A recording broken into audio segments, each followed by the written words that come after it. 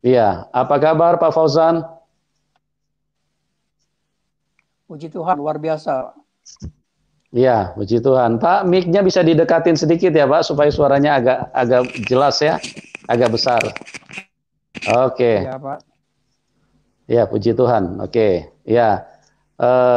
Terima kasih Pak sudah mau hadir pada malam hari ini dan teman-teman sudah pada menunggu untuk mendengarkan bagaimana Bapak yang tadinya begitu anti terhadap kekristenan, begitu anti kepada Tuhan Yesus, bahkan siapapun yang menyebutkan tentang ajaran Tuhan Yesus itu akan mendapat tantangan berat dari Bapak ya.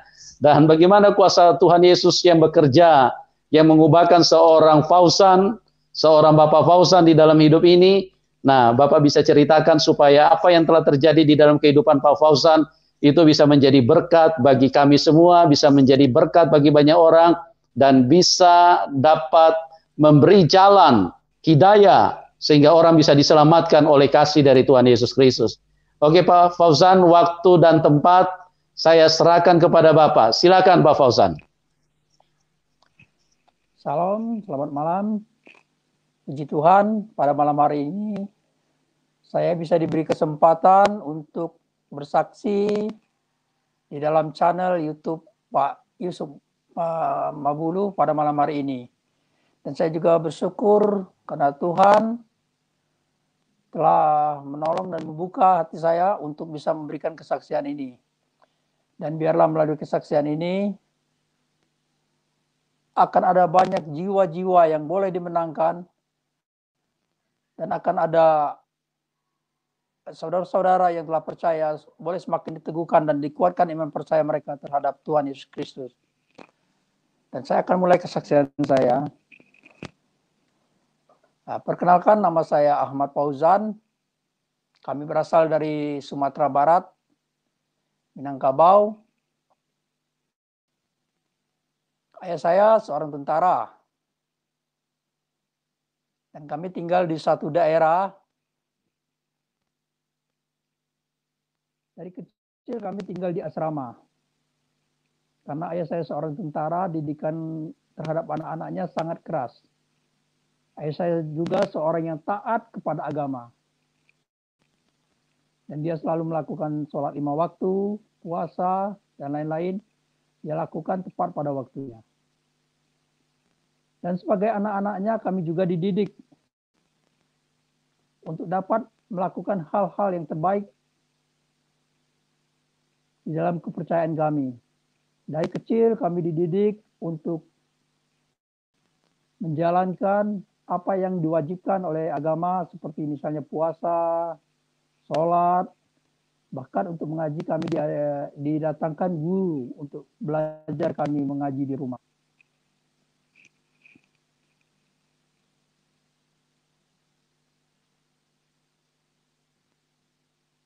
Dari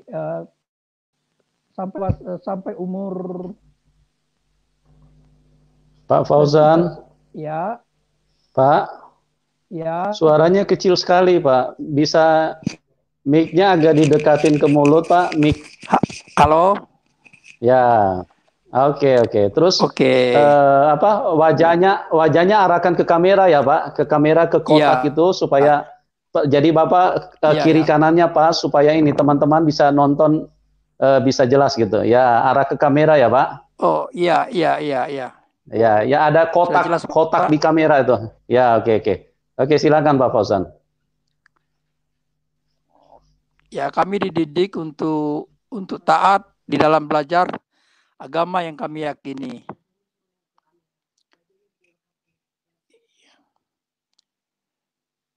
Sampai tahun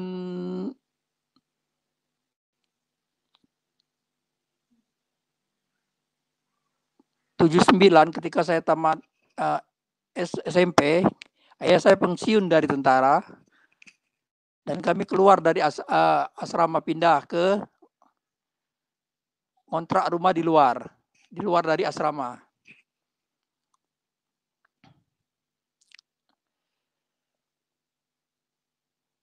Kami tinggal di daerah pasar yang di sana ada dekat ada gereja yang dekat sana. Dan dari kecil, saya sangat benci sebenarnya dengan orang Kristen. Ketika saya tinggal di daerah tersebut, kami sering mengganggu mereka ketika mereka pulang dari persekutuan. Dan setiap kali kami mengganggu mereka, mereka tidak pernah membalas. Bahkan mereka mendiamkan apa yang kami lakukan terhadap mereka. Saya juga ingin menjelaskan bahwa saya mempunyai saudara. Saya bersaudara ada 7 orang, 5 perempuan, 2 laki-laki. Dan kebetulan saya anak tertua di laki-laki tersebut. Setelah tamat SMA,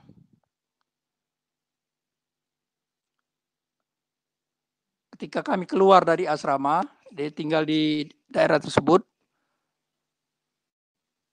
Singkat cerita, ketika tahun 92, saya berkenalan dengan seorang perempuan. Perempuan tersebut berasal dari Medan, Sumatera Utara, orang Batak. Dan tahun 93 ketika kami mau menikah, saya bilang dengan dia, kalau dia mau menjadi istri saya, dia harus ikut dengan kepercayaan saya. Dan dia mau, akhirnya kami menikah. Tapi orang tuanya tidak menyetujui ketika kami menikah. Dan ketika kami menikah, orang tuanya tidak hadir di dalam pernikahan kami tersebut. 1 tahun setelah itu kami mempunyai seorang anak. Dan ketika saya tidak berada di rumah, mertua saya rupanya sering datang ke rumah. Mungkin dia rindu atau ingin melihat cucunya. Tetapi itu pun dia datang ketika saya tidak ada di rumah. Dan istri saya bilang kepada saya, kalau orang tuanya tadi ada datang ke rumah. Seharusnya saya bangga ketika mereka mau datang ke rumah. Tetapi ada satu hal yang mengganjal di pikiran saya. Yaitu ketika orang tuanya sering datang ke rumah, saya takut. Apabila nantinya anaknya akan diajaknya kembali untuk kepercayaan dia. Sedangkan setelah menikah, saya selalu mengajari istri saya untuk melakukan hal-hal apa yang diperintahkan di dalam agama yang saya anut pada waktu itu. Dan akhirnya istri saya sering datang ke rumah mertua saya. Dan setiap kali dia datang ke rumah mertua saya, itu saya selalu ikuti. Saya takut apabila nantinya dia datang ke rumah mertua saya tersebut, dia diberi makan apa yang dilarang oleh agama saya. Dan setiap kali saya datang, kebetulan dia sedang makan, itu saya periksa semua.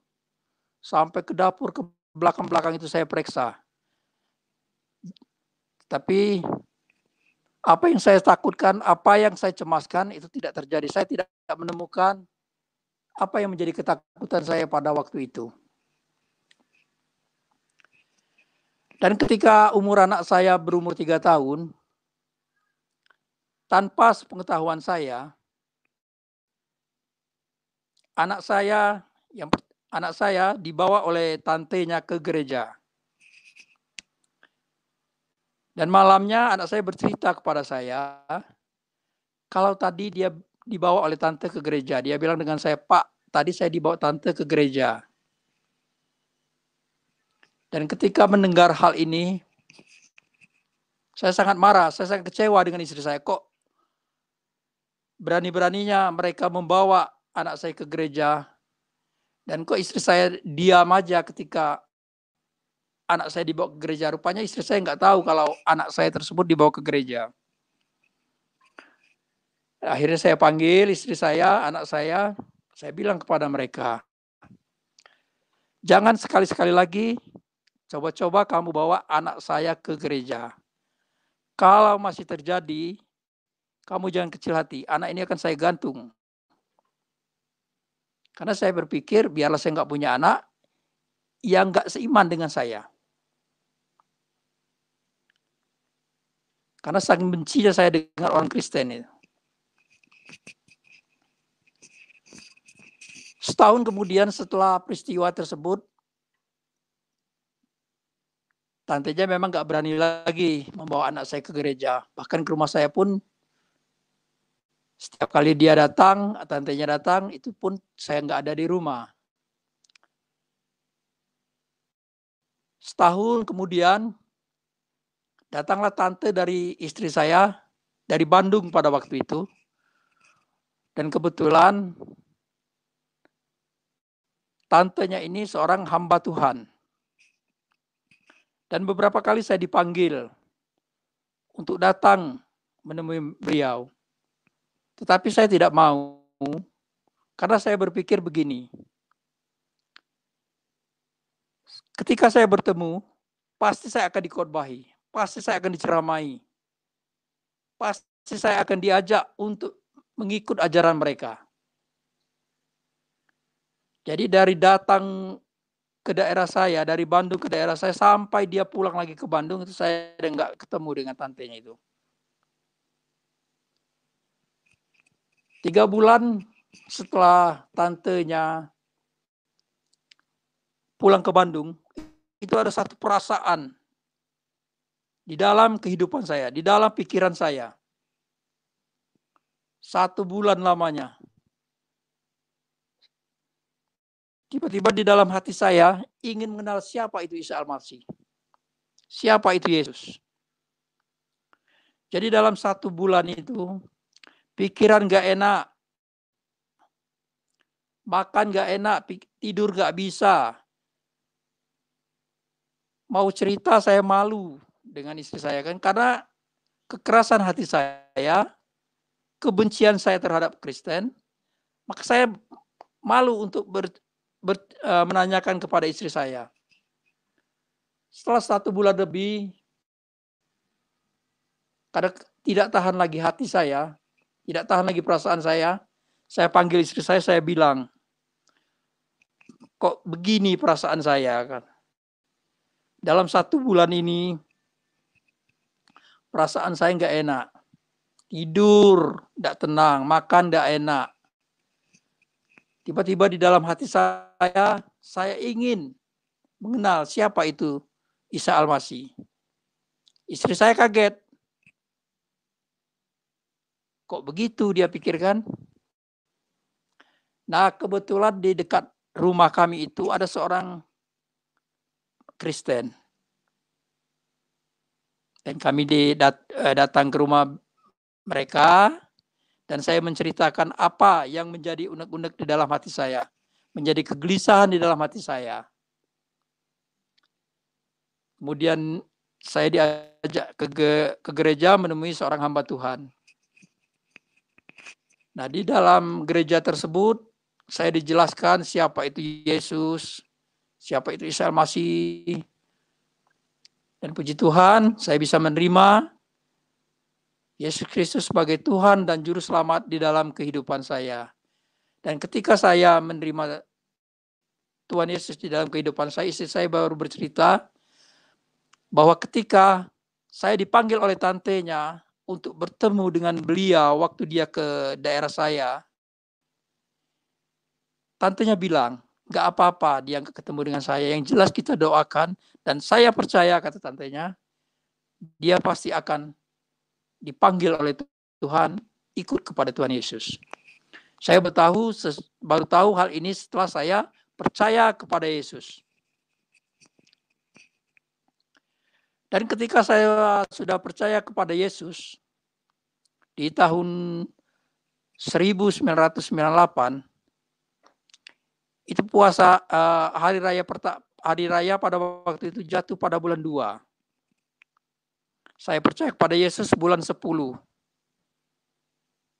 Dan bulan 12, puji Tuhan, dalam 1 tahun itu saya mengikuti 2 hari kebesaran, yaitu Idul Fitri dan Hari Natal.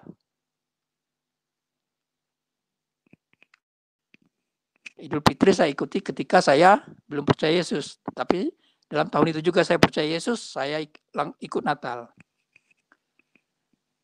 Ketika saya percaya kepada Yesus, banyak hal yang luar biasa yang terjadi dalam kehidupan saya.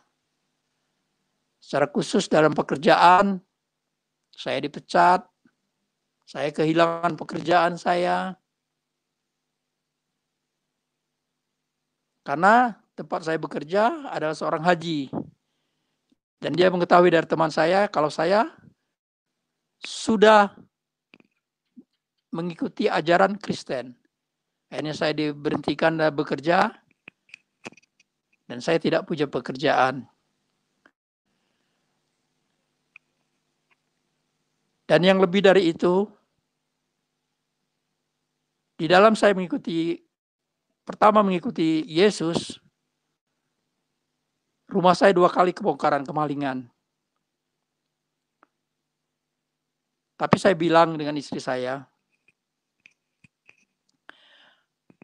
apa yang hilang pada saat ini, apa yang hilang, mungkin Tuhan Yesus ingin membersihkan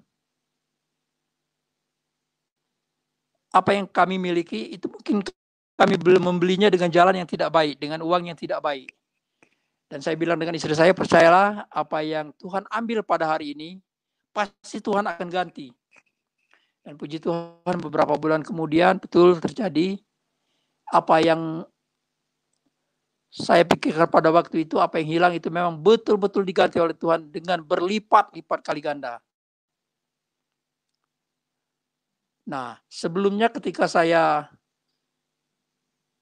kehilangan pekerjaan,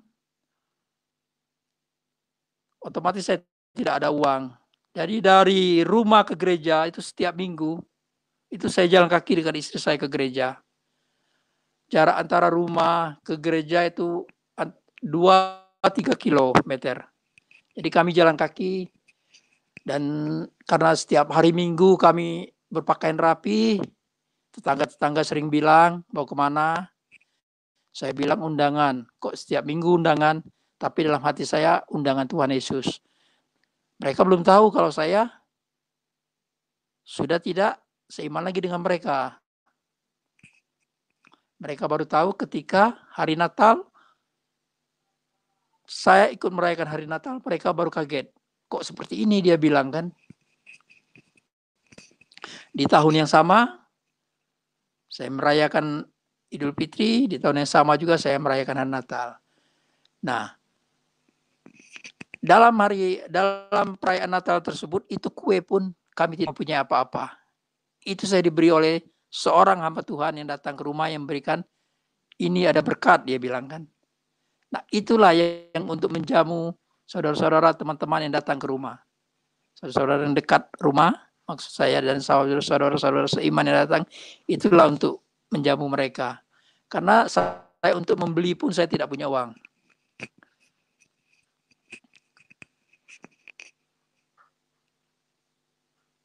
Dan lagi hal yang saya takutkan pada waktu itu ialah, pertama orang tua saya. Ketika mereka tahu bahwa saya Kristen, mereka semua menjauh. Saudara-saudara saya, orang tua saya. Pada suatu kali, tanpa sengaja saya bertemu dengan bapak di pasar. Dan dia langsung bilang dengan saya kan di tengah-tengah pasar, di tengah-tengah keramaian. Hei, kafir, dia bilang kan. Ini orang kafir ini, katanya. Tapi saya diam, karena yang bilang itu bapak kan, saya bilang. Saya diam, saya langsung pergi. Saya nggak mau melawan karena saya tahu dia orang tua dan saya harus menghormati orang tua saya. Walaupun saya sedikit nggak enak dibilang itu kan, tapi saya tetap pergi dari sana.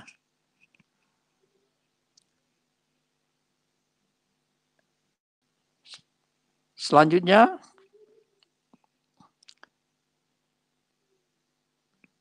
ketika tak lama sesudah itu, orang tua saya menderita sakit.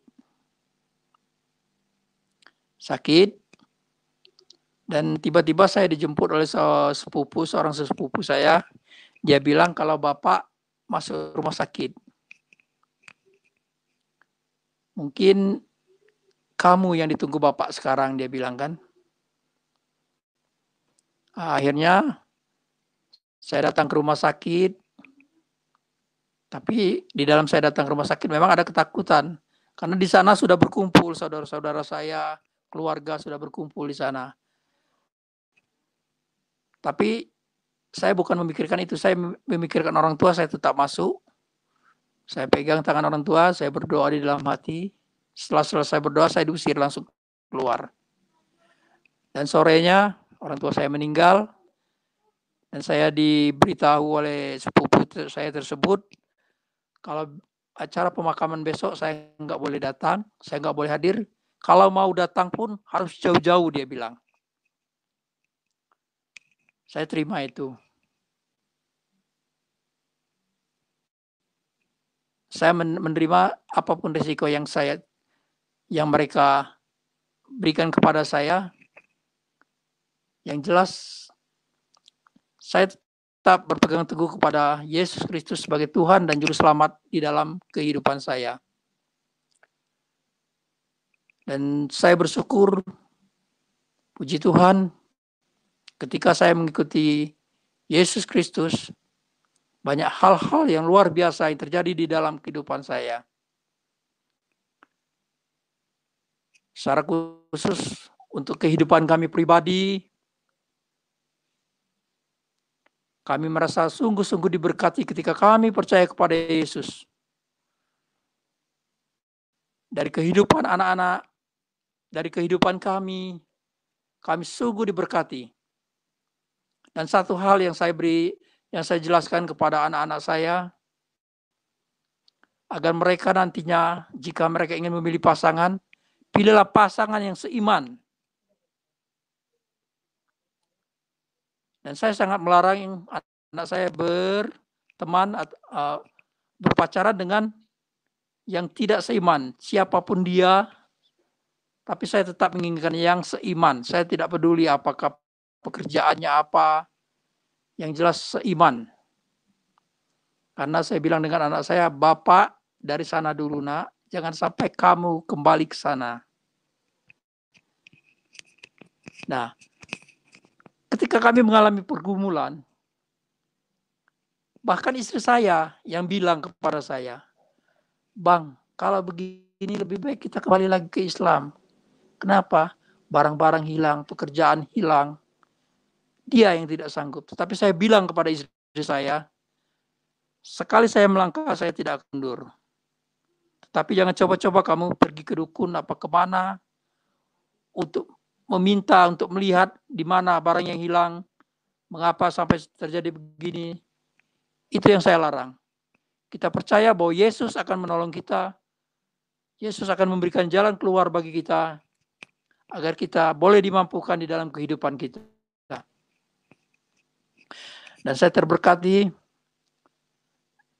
di tahun 2013,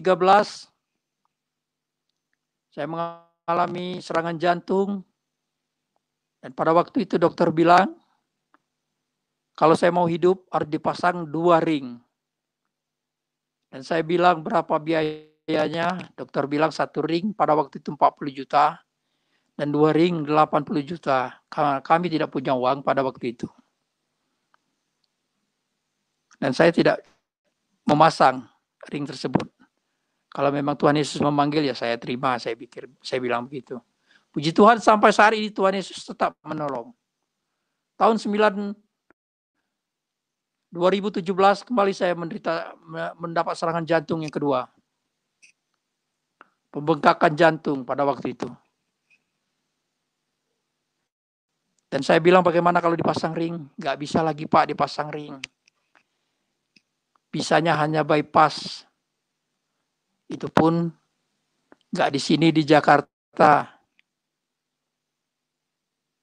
Dan juga biayanya sangat mahal. Jadi saya bilang, biarlah kalau begitu nggak usah. Kalau tidak, Bapak tunggu-tunggu aja. Tinggal bawa senang-senang aja Pak, dia bilang kan. Tapi saya ambil positifnya aja, maksudnya senang-senang. Di dalam ajaran kita kan dikatakan begini, hati yang gembira adalah obat. Itu yang saya ambil.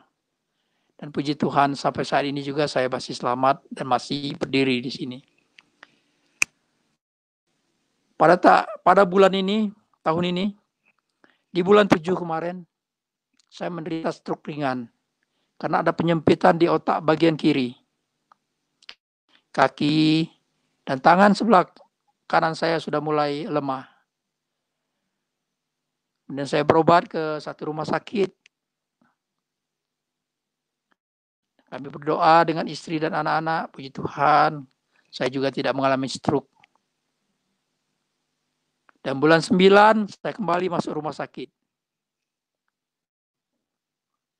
Karena dari hasil CT scan itu terlihat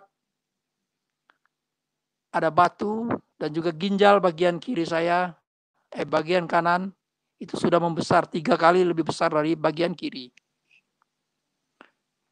Dan saya harus menjalani operasi. Tanggal 21 bulan 9 kemarin saya menjalani operasi. Tetapi operasinya tidak berhasil melalui laser karena batu tersebut sudah keras. Dan dokter menyarankan agar saya pulang lagi ke Curup. Beberapa hari kemudian saya disarankan untuk kontrol. Dan ketika kontrol, dokter bilang, ada kabar gembira, Pak. Saya bilang, ada apa? Jantung Bapak sekarang sudah ginjal Bapak sekarang sudah membaik. Sudah mengecil. Hampir sama dengan yang bagian kiri, Pak, katanya. Puji Tuhan, luar biasa saya pikirkan. Padahal saya nggak apa-apa, itu operasi pun nggak berhasil pada waktu itu. Cuma kami berdoa, anak, istri, kami berdoa agar kiranya Tuhan menolong, Tuhan memulihkan sakit penyakit yang saya alami pada waktu itu. Dan saya pada kesempatan ini saya di dalam memberikan kesaksian ini, saya hanya menginginkan biarlah melalui kesaksian saya pada malam hari ini akan menjadi kekuatan baru bagi saudara-saudara, baik orang yang percaya maupun yang belum percaya. Biarlah hanya Tuhan Yesus saja, satu-satunya Tuhan dan Juru Selamat di dalam kehidupan saya, di dalam kehidupan kita. Karena hanya Dialah jalan keselamatan, jalan kehidupan kekal, agar kiranya kita memperoleh tempat yang terbaik di surganya nanti. Terima kasih. Dan waktu dan sempat saya persilakan kepada Bapak Yusuf kembali. Oke, puji Tuhan, Pak. Begitu luar biasa Bapak mengalami kuasa Tuhan pada waktu itu, sehingga kuasa yang begitu besar membuat Bapak yang tadinya anti kepada Tuhan Yesus, tapi bisa berubah dan bisa menjadi percaya kepada Tuhan. Nah, sebelum kita berdiskusi dengan teman-teman, saya mau bertanya sedikit kepada Pak Fauzan. Ya. Pada waktu itu, setelah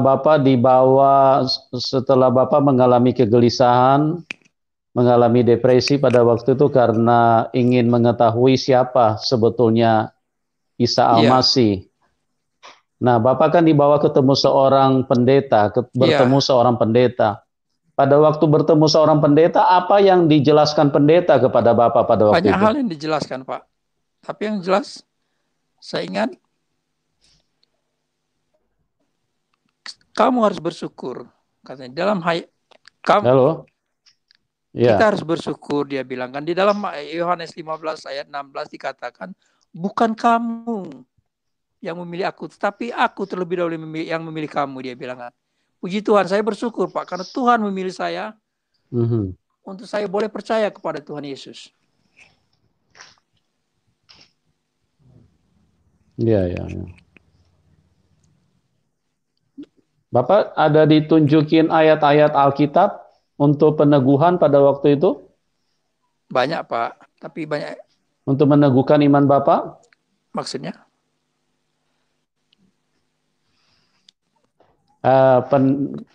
Pada waktu itu pendeta ada membukakan ayat-ayat firman Tuhan kepada Bapak? Banyak Pak, tapi banyak yang saya lupa Pak pada waktu itu, kan sudah berapa tahun yang lalu Pak.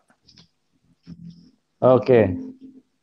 Nggak apa-apa Pak. Cuman pengen tahu aja kronologis ceritanya. Nah, berapa kali Bapak ketemu pendeta sehingga Bapak bisa langsung percaya bahwa Yesus itu adalah Tuhan? Berapa kali Bapak ketemu pendeta pada waktu itu? 3 kali Pak. 3 kali kami bertemu, dia menjelaskan. Oke.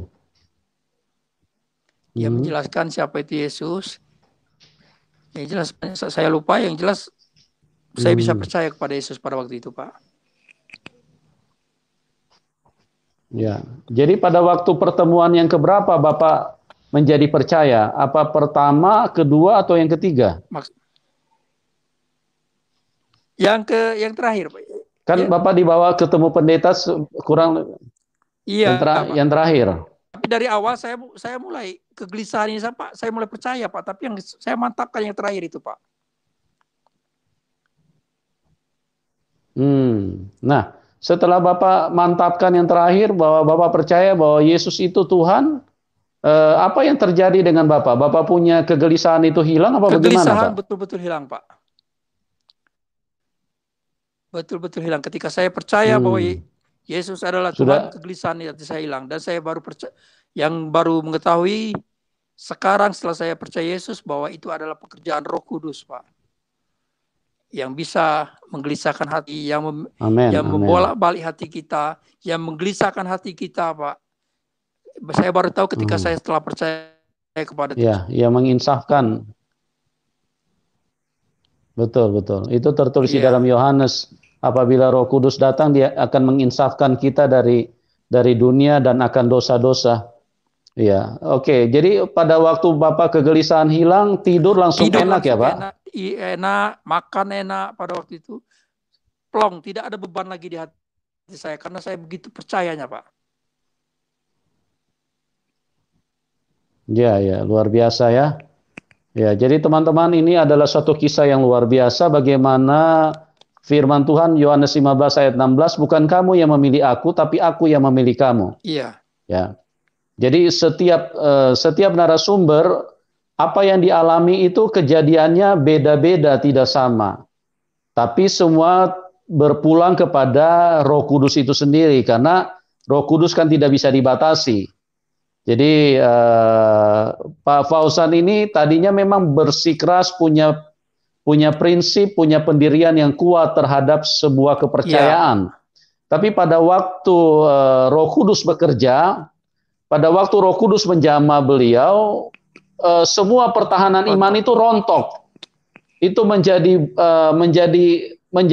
hilang dengan sendirinya, karena kekuatan Roh Kudus jauh lebih kuat daripada kekuatan pertahanan iman yang dimiliki oleh seorang manusia. Betul, Pak.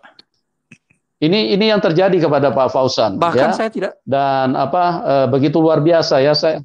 Ya, gimana Pak? Bahkan saya tidak takut lagi, Pak. Bahkan saya tidak apa, Pak? Tidak takut lagi dengan tetangga, dengan orang tua, mau ngapain mereka, takut lagi. Karena saya betul-betul percaya bahwa Yesus adalah. Artinya begini, Pak. Saya tidak nyumput-nyumput lagi ketika saya percaya Yesus. Saya bilang saya orang Kristen. Dan saya bikin persekutuan di rumah setelah saya percaya Yesus. Tetangga pada kaget Bapak pada langsung, waktu itu kok tiba bikin persekutuan Pak, di rumah. Ya, berarti langsung ya Pak, spontanitas ya, Bapak punya langkah iman itu. Spontanitas. Iya, karena saya percaya, maka saya nggak takut-takut lagi dengan orang tua pun saya nggak takut, dengan saudara walaupun mereka menjauhi saya, walaupun mereka membuang saya. Tapi ada banyak saudara-saudara saya yang percaya, yang seiman, yang mau menerima saya, merangkul saya, Pak. Haleluya, puji Tuhan. Jadi itulah memang Tuhan Yesus, ya. Iya. Itu konsekuensi ya, Pak. Begitu secara jasmani konsekuensi yang istilahnya tidak mengenakan ya. Bapak pada waktu itu dibuang keluarga, mungkin juga harta warisan juga mungkin tidak diberikan kepada Bapak kali ya. Halo? Pak. Saya nggak mikir warisan, Pak. Halo, saya nggak mikirkan harta warisan, Pak, karena pemikiran saya lebih baik hasil keringat saya sendiri, walaupun sedikit itu yang saya banggakan, Pak. Saya nggak butuh harta warisan. Walaupun ada harta warisan dari orang tua, saya nggak mau itu, Pak. Oh ya. Jadi Bapak dicoret dari daftar keluarga ya, Pak? Nggak harta. Dicoret dari daftar keluarga.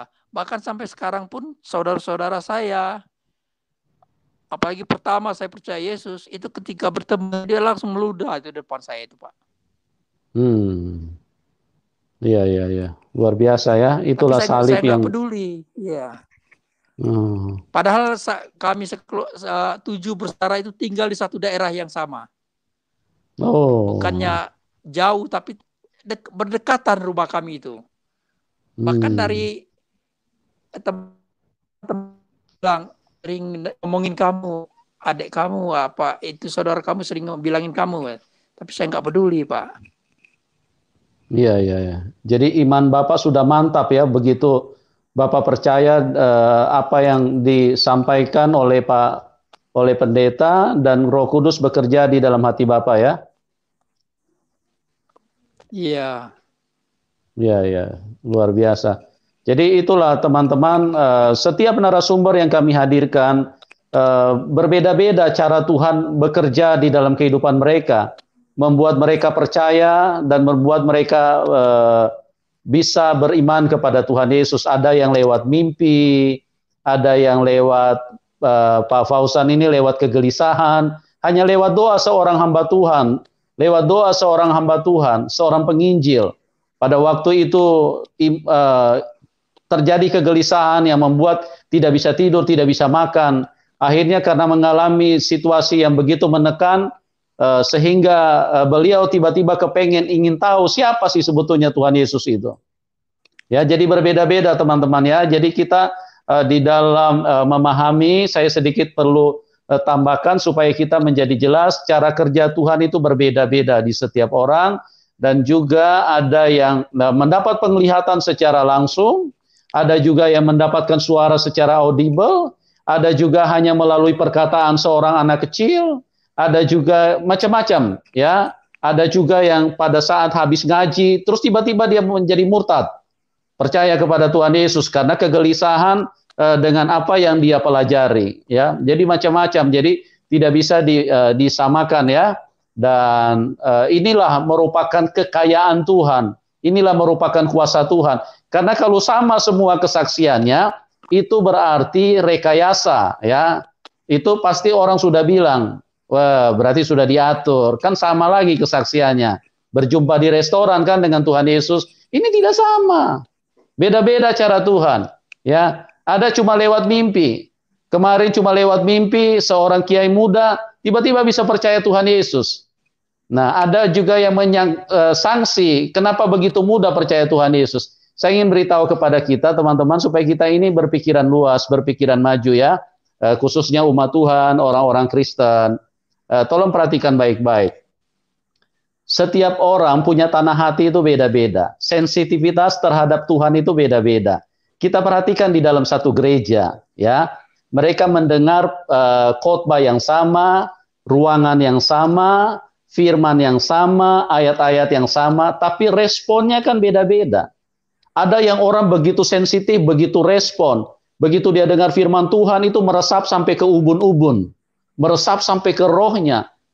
Karena dia begitu terjamah, firman begitu meresap di dalam hidupnya, akhirnya dia memutuskan untuk jadi hamba Tuhan, jadi pendeta juga. Kan beda-beda.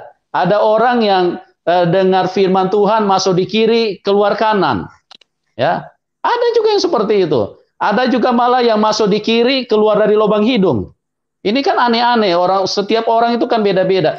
Jadi teman-teman tolong bisa memahami cara kerja Tuhan. Dan sensitivitas setiap orang itu berbeda-beda, respon setiap orang itu beda-beda.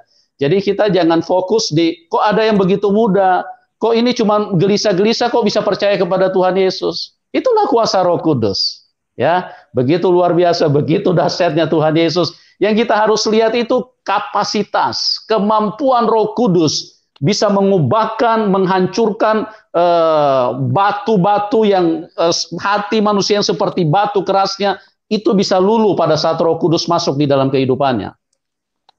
Mungkin itu yang saya bisa tambahkan sedikit supaya ya kita menjadi kaya di dalam memahami daripada kesaksian-kesaksian narasumber, ya, supaya kita tidak artinya muncul dengan dugaan-dugaan atau mungkin ada sanksi-sanksi sedikit. Nggak apa-apa, itu juga memang hal-hal wajar. Tapi saya perlu tambahkan supaya kita lebih kaya di dalam memahami, oh cara kerja Tuhan itu beda-beda. Ada orang yang dengan mudah begitu cepat percaya kepada Tuhan Yesus, ya. Ada orang yang sudah bolak-balik ketemu Tuhan Yesus, berjumpa, masih ragu-ragu dia. Ada juga orang seperti itu. Ya, ini sinyalnya rupanya kurang stabil.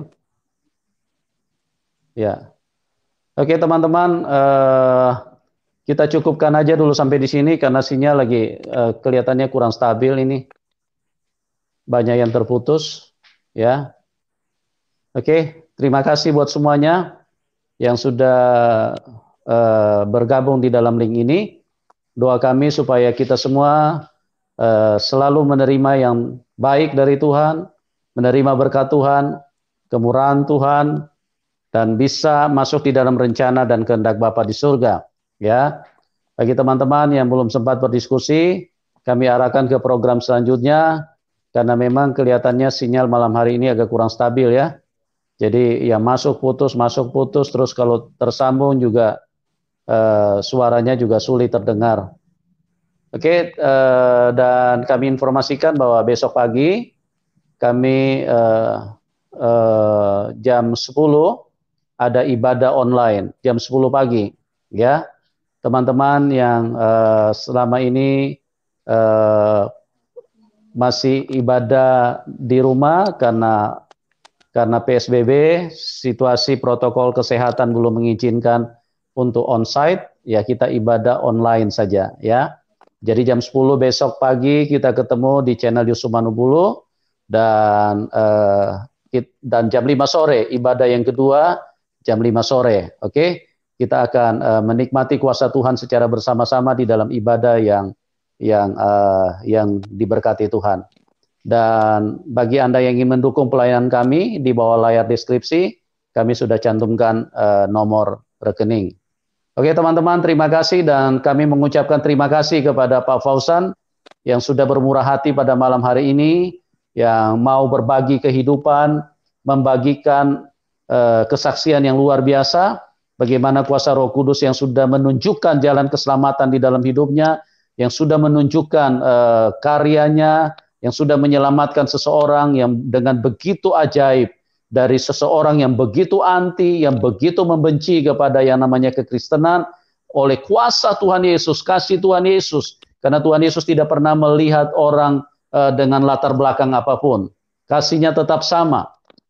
Sekalipun kepada pembenci-pembenci, tetap saja Tuhan sayang. Namanya juga manusia. Manusia itu adalah anak-anak Tuhan, diciptakan Tuhan, disayangi Tuhan, dikasihi Tuhan, diselamatkan Tuhan. Dan buktinya salah satunya adalah Pak Fauzan. Sebelumnya tadi kita sudah dengar kesaksian, waktu anaknya dibawa sekolah minggu tanpa setahu dia, tanpa setahu Pak Fauzan saja, pulang-pulang langsung mau digantung. Begitu fanatiknya, begitu kerasnya imannya pada waktu itu di dalam agama sebelumnya, menentang yang namanya ketuhanan daripada Tuhan Yesus Kristus. Nah, itu adalah sebuah hal yang sangat memberkati kita semua pada malam hari ini. Kuasa Roh Kudus sangat baik, kuasa Roh Kudus sangat hebat, sangat dahsyat, menyelamatkan banyak orang. Oke teman-teman, kita sampai berjumpa di program selanjutnya. Tuhan Yesus memberkati kita semua, dan salam kemenangan buat kita semua. Amin.